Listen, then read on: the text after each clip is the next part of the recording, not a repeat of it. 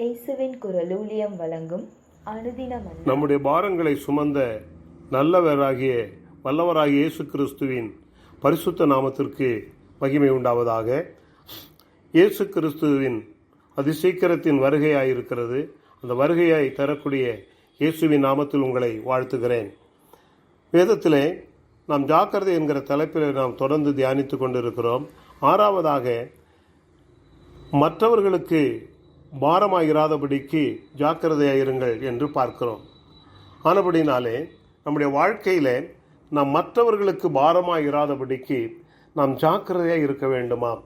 இன்றைக்கு அநேகருடைய வாழ்க்கையில், அநேகருடைய ஜீவியத்தில் மற்றவர்களுக்கு பாரங்களையும் பிரச்சனைகளையும் துன்பங்களையும் தொல்லைகளையும் கஷ்டங்களையும் அடிக்கடி பொருளாதார காரியத்தில் பலவிதமான பிரச்சனைகளையும் பலவிதமான நெருக்கடிகளையும் கொடுத்து அருமையானவர்களே தங்களுடைய வாழ்க்கையில் கஷ்டப்படுத்தி மற்றவர்களை பாரப்படுத்துகிறதை நாம் பார்க்கிறோம். ஆம், எல்லோருக்கும் அருமையானவர்களை செலவுகள் உண்டு, எல்லோருக்கும் அவருடைய குடும்பம் உண்டு, எல்லோருக்கும் அவரவருடைய தேவைகள் உண்டு. இப்படி இருக்கிற பொழுது நம்முடைய வாழ்க்கையில் நம்முடைய ஜீவியத்தில் நாம் மேலும் மேலுமாக ஒருவரை நாம் துன்பப்படுத்துவது அல்லது பாரப்படுத்துவது, அவர்களை கட்டாயப்படுத்துவது, அவர்களை நெருக்குவது நமக்கு மிகவும் பாரமான ஒன்று. நம்முடைய இல்லாத பட்சத்திலே, முடியாத பட்சத்திலே நாம் ஏதோ ஒரு சில நெருக்கடியான சூழ்நிலைகளிலே கேட்பதிலே ஒரு குறைவும் இல்லை. ஆனால் அதே வேளையில் நம்முடைய குறைவுகளை நிறைவாக்குகிற இயேசு நிச்சயமாய் நிறைவாக்குவார்.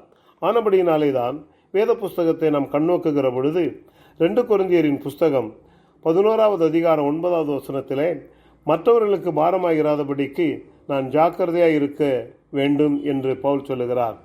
மற்றவர்களுக்கு நாம் பாரமாகிறாதபடிக்கு நாம் எப்படி இருக்க வேண்டுமாம்? ஜாக்கிரதையோடு கூட காணப்பட வேண்டுமாம். இன்றைக்கு அநேகருடைய வாழ்க்கையில் ஜாக்கிரதை இல்லாததினால், அஜாக்கிரதையினாலே அருமையானே ஆவிக்குள்ளான நல்ல ஐக்கியம், ஆவிக்குள்ளான நல்ல அன்பு, ஆவிக்குள்ளான நல்ல ஒருமனம், ஆவிக்குள்ளான நல்ல ஒற்றுமை, இவைகள் எல்லாம் என்ன செய்து விடுகிறது என்று சொன்னால் ஒழிந்து போய் விடுகிறது. அது பிரச்சனையாகி விடுகிறது, சமாதான கேட்டை உண்டு பண்ணி விடுகிறது, பிரிவினை உண்டு பண்ணி விடுகிறது. ஆகையினாலே நாம் அப்படி இருக்கக்கூடாதபடிக்கு நம்முடைய வாழ்க்கையில் நாம் மிகுந்த ஜாக்கிரதையாக இருக்க வேண்டும் என்று சொல்லி பவுல் மிக அருமையை சொல்லுகிறார். ஆகையினாலே தான் லூக்கா எழுதின சுவிசேஷம் 21வது அதிகாரம் 34வது வசனத்திலே, உங்கள் இருதயம் உலக கவலைகளால் பாரமாய் இருக்கிறது என்று இயேசு தெளிவாய் சொல்லுகிறார். இந்த உலக கவலைகளால் இன்றைக்கு நம்முடைய இருதயம் பல விதங்களிலே பாரப்பட்டு கொண்டிருக்கிறது. ஐயோ, இந்த வியாதி எப்படி தீரும்? ஐயோ, இந்த கடன் பிரச்சனை எப்படியே தீரும்? ஐயோ, என் பிள்ளையை நான் எப்படி படிக்க வைப்பேன்? ஐயோ, என் பிள்ளைக்கு எப்படி நான் திருமணத்தை நடத்தி வைப்பேன்? ஐயோ, திருமணமான என்னுடைய பிள்ளைக்கு குழந்தை இல்லையே? ஐயோ, என்னுடைய வாழ்க்கையில் என்னுடைய தொழிலை நான் எப்படி நடத்துவேன்? என்னுடைய தொழிலில் ஏற்பட்ட இழப்பை எப்படி நான் திரும்ப பெறுவேன்? அந்த திரும்ப பெற முடியாதபடிக்கு இன்றைக்கு வேதனைப்பட்டு ஒடுங்கி கொண்டிருக்கிறேன். என் தொழிலில் இழந்தவைகள் ஏராளம், நான் சம்பாதித்தவைகள் கொஞ்சம், ஆனால் நான் இழந்தவைகள் ஏராளம் என்று சொல்லி பலவிதமான காரியங்களில் பாரப்படுகிறதை நாம் பார்க்கிறோம். அதே வேளையில் நாம் நம்பினவர்களாலே நாம் பாரப்படுகிறோம். நம்முடைய உறவினர்களாலே, உடன் பிறந்தவர்களாலே, நாம் உதவி செய்தவர்களாலே நம்முடைய வாழ்க்கையில் நாம் பாரப்பட்டு கொண்டிருக்கிறோம். அதனாலே தான் அருமையானவர்களே வேதத்திலே பார்க்கும் பொழுது உங்கள் இருதயம் கவலைகளால் பாரமாயிருக்கிறது. ஆம், இன்றைக்கு இருதயத்துக்குள்ளே அருமையானவர்களே பாரம் நெருக்குகிறது. இருதயத்தின் பாரம், இருதயத்தின் கவலை இருதயத்துக்கே தெரியும். அந்நிய மனுஷன் அதற்கு உடந்தையாகான் என்று பார்க்கிறோம். அந்த பாரத்தினாலே ஒரு பயம் உண்டாகிறது. அதனாலே தான் வேதத்தில் நாம் பார்க்கும் பொழுது பயமானது வேதனை உள்ளது, பயப்படுகிறவன் அன்பிலே பூரணப்பட்டவன் அல்ல என்று வேதம் தெளிவாய் சொல்லுகிறது. ஆகையால் நீங்கள் பயப்படாதபடிக்கு உங்களுடைய தேவ சமூகத்திலே உங்கள் பாரத்தை, உங்கள் கவலைகளை எல்லாம் நீங்கள் வைக்கிற பொழுது அவர் உங்கள் பாரங்களை அகற்ற உண்மை உள்ளவராயிருக்கிறார். உலக கவலை ஒழிந்து போகும், உங்கள் பாரங்கள் ஒழிந்து போகும், உங்கள் துக்கம் சந்தோஷமாய் மாறும், உங்கள் கட்டுகள் கண்ணிகள் தெரிபடும், உங்களை ஆட்கொண்டு இருக்கிற பிசாசின் போராட்டங்கள், சமாதான கேடுகள், செபிக்க முடியாத காரியங்கள், இவைகள் எல்லாம் உங்களை விட்டு நீங்கி போகும். ஜெயம் உங்களுடைய வாழ்க்கையிலே பரத்திலிருந்து இறங்கி வரும் என்பதை மறந்துவிடக்கூடாது. ஆகையினாலே தான் யாத்திராகமம் 18:18 இது உமக்கு மிகவும் பாரமான காரியம் என்று பார்க்கிறோம். ஆகையால் அருமையானவர்களே, மோசேக்கு ஒரு மிகவும் பாரமான காரியம் இஸ்ரவேல் ஜனங்களை வழிநடத்தி செல்வது. அதுபோல இன்றைக்கு ஜனங்களை வழிநடத்தி செல்வதிலே அநேகருடைய வாழ்க்கையிலே அருமையானவர்களே பலவிதமான பாரங்கள் காணப்படுகிறது. சபையிலே பாரங்கள் காணப்படுகிறது, சபையிலே பிரச்சனைகள் காணப்படுகிறது. குடும்பத்தை வழிநடத்தி செல்லும் பொழுது குடும்பத்திலே பாரங்கள் காணப்படுகிறது. ஒரு நிர்வாகத்தை, ஒரு தொழிலை நடத்தி செல்வதிலே பாரங்கள் காணப்படுகிறது, பிரச்சனைகள் காணப்படுகிறது. காரணம் என்ன? அருமையானவர்களே, அந்த தொழிலை தொடங்கும் முன்னே ஜெபித்து விட்டு தொடங்குங்கள். அந்த தொழிலை அந்த நாளில் முடிக்கும் பொழுது ஜெபித்து விட்டு அதை முடியுங்கள். ஏனென்றால் அவர் துவக்குகிறவரும் முடிக்கிறவருமாயிருக்கிறார். ஆனபடினாலே தான் அருமையானவர்களே, நம்முடைய வாழ்க்கையிலே நாமே பாரம் நம்முடைய சுமக்க முடியாது. ஆனால் கர்த்தர் நம்முடைய பாரங்களை சுமந்தவர். ஆகையினாலே தான் வேத புஸ்தகத்தை கண்ணோக்குகிற பொழுது வேதம் மிக அருமையை சொல்லுகிறது. என்னவென்று சொன்னால், உபாகமத்தின் புஸ்தகம் 1:9 நான் ஒருவனாக உங்கள் பாரத்தை தாங்க முடியாது. அடுத்து மோசே சொல்லுகிறார், நான் ஒருவனால் உங்கள் பாரத்தை தாங்க முடியாது. அநேகரை நான் பாரத்தை சுமக்க ஏற்படுத்த வேண்டும். ஏனென்று சொன்னால் அநேகர் பெருகிவிட்டீர்கள். அநேகர் பெருகி இருக்கிற இந்த வேளையிலே, பல லட்சம் பேர்கள் பெருகி இருக்கிற வேளையிலே, பல கோடி ஜனங்கள் இந்த உலகத்தில் பெருகி இருக்கிற வேளையிலே கர்த்தருடைய பாரங்களை சுமப்பதற்கு அருமையானவர்களே அநேகம் தேவ பிள்ளைகள் எழும்ப வேண்டும். அநேகம் தேவ பிள்ளைகள் அருமையானவர்களே மற்றவர்களுடைய பாரங்களுக்காக செபிக்க வேண்டும், மற்றவருடைய பாரங்களை சுமக்க வேண்டும். இது மறவாத ஒரு காரியம். ஆனபடியினாலே தான் சங்கீதம் 32:4 உமது கை என்மேல் பாரமாயிருந்தது என்று தாவீது சொல்லுகிறார். எதனால் அப்படிப்பட்ட ஒரு காரியம் வந்தது என்று சொன்னால், தாவீது தன்னுடைய வாழ்க்கையிலே, தன்னுடைய ஜீவியத்திலே அவன் தேவனுக்கு பிரியமில்லாத ஒரு காரியத்தை செய்த பொழுது, தேவனுக்கு பிரியமில்லாத பாவத்தில் விழுந்து போன பொழுது தேவனுடைய கரம் அவனுக்கு விரோதமாய் பாரமாயிருந்தது என்று பார்க்கிறோம். நாம் தேவனுக்கு விரோதமான காரியங்களை, தேவனுடைய நாம மகிமைக்கற்ற காரியங்களை, தேவனுடைய வசனத்துக்கு புறம்பான காரியங்களை நம்முடைய வாழ்க்கையில் செய்யும் பொழுது, செயல்படும் பொழுது, தேவனுக்கு பிரியமில்லாத வழிகளில் நாம் போகும் பொழுது நிச்சயமாகவே அவருடைய கை நம்மேல் பாரமாயிருக்கும். அந்த பாரத்தை நம்மால் தாங்க முடியாது. மனுஷன் கொடுக்கிற பாரத்தை தாங்கி விடலாம், ஆனால் தேவன் கொடுக்கிற பாரத்தை நம்மால் ஒருபோதும் தாங்க முடியாது. ஆகையினாலே தான் அருமையானவர்களை வெளிப்படுத்தின விசேஷம் 2வது அதிகாரம் 24வது வசனத்திலே உங்கள் மேல் வேறொரு பாரத்தையும் நான் சுமத்தவில்லை என்று சொல்லுகிறார். இந்த அருமையான வேளையிலே, இந்த அருமையான நல்ல நாளிலே ஒன்றை மாத்திரம் கர்த்தர் தெளிவாய் சொல்லுகிறார், உங்கள் மேல் வேறொரு பாரத்தையும் நான் சுமத்தவில்லை. நீங்கள் மனம் திரும்ப வேண்டும், நீங்கள் தேவனண்டை திரும்ப வேண்டும், உங்கள் வழிகளை சீர்படுத்த வேண்டும், உங்கள் வாழ்க்கையை சீர்படுத்த வேண்டும், நீங்கள் ஒன்று சேர்ந்து துதிக்க வேண்டும், ஒன்று சேர்ந்து குடும்பமாய் ஜெபிக்க வேண்டும், ஒன்று சேர்ந்து குடும்பமாய் ஆராதிக்க வேண்டும், ஒன்று சேர்ந்து நீங்கள் ஒரே மனமும் ஒரே இருதயம் உள்ளவர்களாய் உங்கள் குடும்பத்தில் எல்லா காரியங்களையும் நீங்கள் பகிர்ந்து கொள்ள வேண்டும். அப்பொழுது மனமிட்டு நீங்கள் பகிர்ந்து கொள்ளும் பொழுது நிச்சயமாகவே தேவனுடைய மகிமை உங்கள் குடும்பத்துக்குள்ளே இறங்கும், உங்களுடைய வாழ்க்கையில் இறங்கும், நீங்கள் செய்கிற காரியங்களில் இறங்கும்.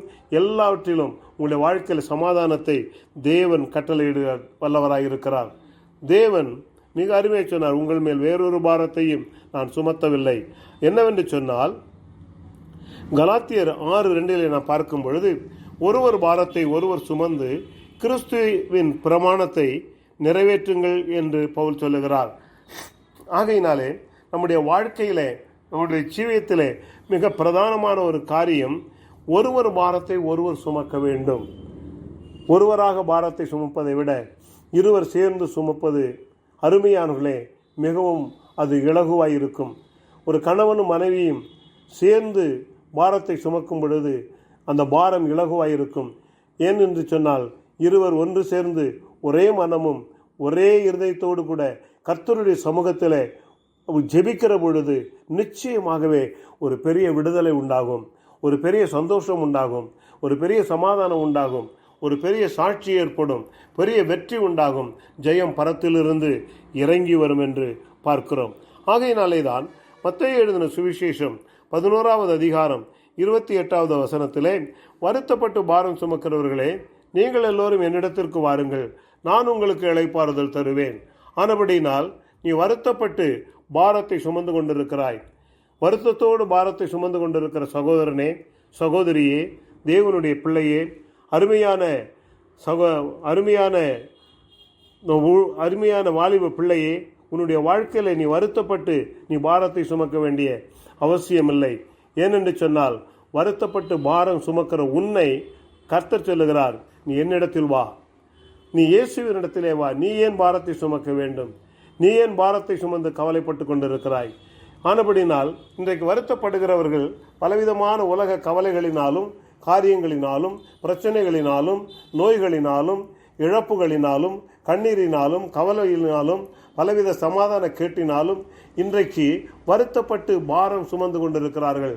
ஆனால் கர்த்தரிடத்திலே வந்தால் அந்த கவலைகளை எல்லாம் அவர் மேல் வைத்து விடும் பொழுது அவர் உங்களை ஆதரிக்கிற தேவனாய் இருக்கிறார். இந்த உலகத்தில் யார் என்னை ஆதரிப்பார் என்று எண்ணுகிறீர்களா? கணவனால் கைவிடப்பட்டு இருக்கலாம், புருஷனால் கைவிடப்பட்டு இருக்கலாம், ஆனால் மனைவியால் கைவிடப்பட்டு இருக்கலாம், பிள்ளைகளால் கைவிடப்பட்டு இருக்கலாம், நீங்கள் நம்பினவர்களால் கைவிடப்பட்டு இருக்கலாம், நீங்கள் கொடுத்த பணம் உங்களுக்கு திரும்ப கிடைக்காமல் கைவிடப்பட்ட நிலையிலே காணப்படலாம், நீங்கள் கொடுத்த உங்கள் ஆஸ்திகளை அவர்கள் திரும்ப கொடுக்காமல் ஏமாற்றி இருக்கலாம். இப்படி பல விதங்களிலே, எல்லா விதத்திலும் உங்களுக்கு இன்றைக்கு வரை எதிரிகளைப் போல உங்களை நடத்தி கொண்டிருக்கலாம். ஆனால் கர்த்தர் சொல்லுகிறார், நீ இழந்து போன யாவையும் நான் திரும்ப கொடுப்பேன், இழந்து போன யாவையும் நான் உனக்கு இரட்டத்தனையை கொடுப்பேன். ஏன் நீ என்னிடத்தில் வா. நீ வருத்தப்படுகிறாயா? இன்றைக்கு என்னிடத்தில் வா. நான் உனக்கு ஆறுதல் செய்ய காத்திருக்கிறேன். நான் உனக்கு இளைப்பாறுதல் காத்திருக்கிறேன். ஆகையினாலே தான் சங்கீதம் 55:22 கர்த்தர் மேல் உன் பாரத்தை வைத்துவிடு, அவர் உன்னை ஆதரிப்பார். ஆம், ஆகையினாலே சங்கீதக்காரனாகிய தாவீது சொல்லுகிறான், அவனுக்கு வந்த பிரச்சனைகள் கொஞ்ச நஞ்சமல்ல, அவனுக்கு வந்த போராட்டங்கள் கொஞ்ச நஞ்சமல்ல. 50 ஆண்டு கால அரசியல் வாழ்க்கையிலே அவன் அனுபவித்த வேதனைகள் கொஞ்ச நஞ்சமல்ல. பல பாடுகள், உபத்திரவங்கள், எத்தனையோ போராட்டங்கள் எல்லாம் அவனுடைய வாழ்க்கையில் சூழ்ந்த பொழுதும் எல்லா பாரத்தையும் அவன் கர்த்தர் மேல் வைத்ததினாலே கர்த்தர் அவனை ஆதரித்தார், அவனை ஆசீர்வதித்தார். அவனுடைய சந்ததியிலே இரட்சகராகிய இயேசுவை தேவன் எழும்ப பண்ணினார். ஆகையினாலே தான் வேத புஸ்தகத்திலே நாம் கண்ணோக்குகிற பொழுது சங்கீதம் 66:19 நம்மேல் பாரம் சுமத்தினாலும் நம்மை ரட்சிக்கிற தேவன் அவரே. ஆம், நம்மேல் பாரம் சுமத்தினாலும். ஏன் பாரத்தை சுமத்துகிறார் என்று சொன்னால், நாம் உணர்வடைய வேண்டும், நாம் உணர்ந்து தேவனண்டை திரும்ப வேண்டும். அப்படி திரும்பும் பொழுது அவர் நம்மை ரட்சிக்கிற தேவனாய், நம்மை காப்பாற்றுகிற தேவனாய், நம்மை ஆசீர்வதிக்கிற தேவனாய், நம்மை அரவணைக்கிற தேவனாய், நமக்கு அற்புதங்களை செய்கிற தேவனாய், நம்முடைய வாழ்க்கையில் ஆரோக்கியத்தையும் சுகத்தையும் உண்டாக்குகிற தேவனாய், அதிமேன்மையான நன்மைகளை காண செய்கிற தேவனாய் நம்முடைய வாழ்க்கையிலே அவர் வைத்திருக்கிறார். எல்லாவற்றையும் மேலாக நம்மேல் பாரம் சுமத்தினாலும் நம்மை ரட்சிக்கிற தேவன் இந்த உலகத்தோடு நம்மை விட்டு விடுகிறவர் அல்ல. அவர் பரலோகத்துக்கு அழைத்து செல்ல வல்லவராயிருக்கிறார். பரலோகத்தின் சந்தோஷத்தினால் நம்முடைய வாழ்க்கையை அவர் நிறைவேற்றி நம்மை ஆசீர்வதித்து நம்மை அங்கே மகிழ பண்ணுகிற, அவரோடு கூட சேர்த்து நம்மை மகிழ பண்ணுகிற தேவனாய் இருக்கிறார். நாம் ஜெபிப்போமா? எங்கள் பரலோக பிதாவே, இந்த அருமையான நல்ல நாளிலே மற்றவர்களுக்கு நாங்கள் பாரமாகிறாதபடிக்கு எங்கள் பாரங்களை நாங்களே சுமந்து கொண்டு அஜாக்கிரதை உள்ளவர்களாய் நாங்கள் வாழ்ந்து கொண்டிருப்போமானால் எங்களுடைய அஜாக்கிரதையை அகற்றிவிட்டு நாங்கள் ஜாக்கிரதையோடு மற்றவர்களுக்கு நாங்கள் பாரமாகிறாதபடிக்கு இயேசுவினிடத்தில் எங்களுடைய பாரங்களை நாங்கள் சொல்லுவோமானால் நிச்சயமாகவே எங்கள் பாரங்களை அகற்றி, ஆண்டவரே எங்களுடைய வாழ்க்கையிலே, ஆண்டவரே எங்களுடைய ஜீவியத்திலே, ஆண்டவரே கர்த்தர் மேல் உன் பாரத்தை வைத்துவிடு, அவர் உன்னை ஆதரிப்பார் என்று சொன்னீரே. நீர் எங்களை ஆதரிக்கிற தேவனாய் இருந்து ஆசீர்வதித்து வழி நடத்தும். இயேசுவின் நாமத்தில் ஜெபிக்கிறோம் நல்ல பிதாவே. ஆமென். அனுதின மன்னாவை தினமும் கேட்டு பயனடைய சப்ஸ்கிரைப் பண்ணவும், நோட்டிஃபிகேஷன் பெற பெல் ஐக்கானை பிரஸ் பண்ணவும். ஜெப உதவிக்கு brother S. Jebastin, Jesus voice ministries, number 376 Bharathiyar road, Karaikal, Pondicherry state, India. Pincode 609602. Mobile number 9443875298. God bless you.